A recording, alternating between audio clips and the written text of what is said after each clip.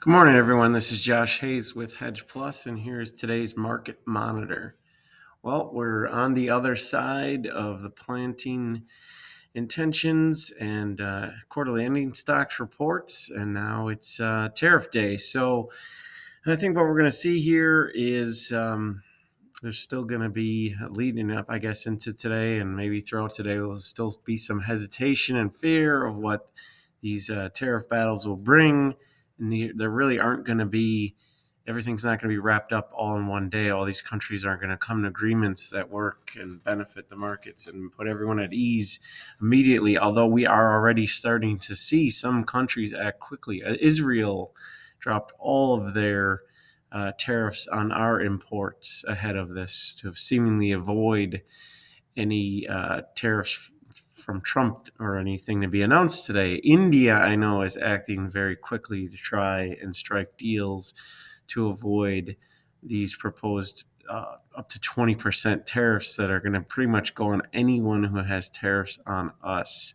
So that's something to watch for. I think there are going to be some more announcements, and I also do think there's going to be some countries that dig in, but I don't think they're going to be able to dig in for long. So I think we're going to move past this pretty quickly. But leading up to today, there's of course still going to be a lot of unknown and a lot of fear, and some of that fear is going to get priced in. You'll see here in a moment that we're down on the overnight. Without this, the stocks and usage levels with corn would have us much higher, and we will get there once these matters with tariffs are cleared up. We should be much higher given where both stocks and usage are at right now for the year. That should benefit old crop here soon. We should be considerably higher than the mid 450s we're at right now. Soybeans have benefited from the EPA and the oil industries getting together. That seems progressing along very well. I talked about mandate being raised at least 50%. Looks like it could be even higher, more like 75, even 80% higher than what we have right now. The industry definitely has the ability to produce it, so we're just an agreement away from significant progress being made with biofuels and soybean use for that. So that'll be beneficial, continue to be beneficial. There are significant rains falling across the United States. Some places a little bit too much, the Ohio River Basin, and that could be problematic. We'll know more at the end of the week when we might actually have some flooding that will cause replanting there. But for the most part, the rains are considered a positive just about everywhere else, including the Southern Plains, which is helping to ease concerns about dryness there. We had a situation going into this season where we had areas in drought, the highest we've had in many years, and possibly up to potentially the third highest in the last 25 years. This is going to ease some of that concern, but it's not going to make it go away. And the forecast later this month and going into deeper into spring are calling for drier weather. So we wouldn't be out of the woods yet, but the rains we're getting right now are definitely helping. Taking a look at that weather, upper Midwest is seeing rain and snow. I can say where we are here in southeastern Wisconsin right now, it's a very nasty, cold, wet rain with a lot of wind. Not quite snowing here, but I imagine we're going to be seeing snow upper Wisconsin, Minnesota, the Dakotas.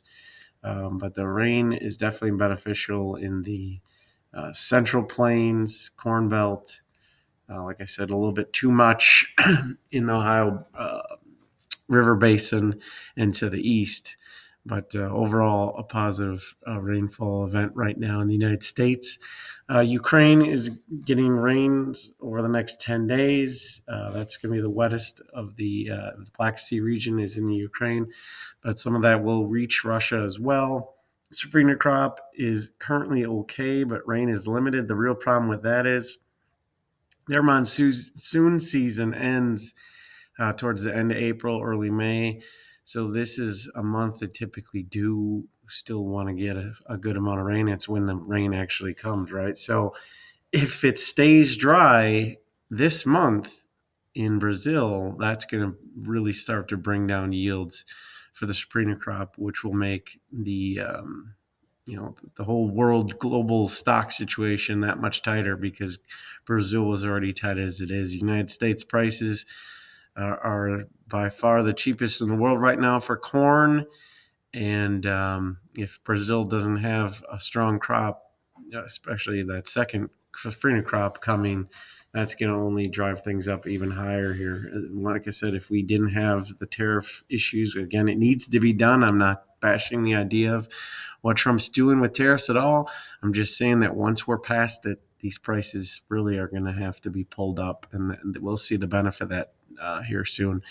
Northern Mexico remains dry for the next 2 weeks, and that's again affecting the corn market, and it would be just yet another weather factor that should be benefiting the corn market that hopefully we'll start to see soon. Taking a look here at the overnight prices, we are down across the board, no doubt. That's just leading into what we're calling, I guess, Liberation Day here today. Just this is anticipation of the protracted battles against tariffs that we're I guess set to see begin today. Again, I do think it'll be short lived. We might even turn around today if we start to get enough countries with announcements, backing off their own tariffs or making some kind of trade deals to avoid tariffs. Those reports have been bleeding out the last few days. I see no reason why we can't continue to see that today, but we'll hold tight. That's all it for now. Everyone have a great day. Thank you.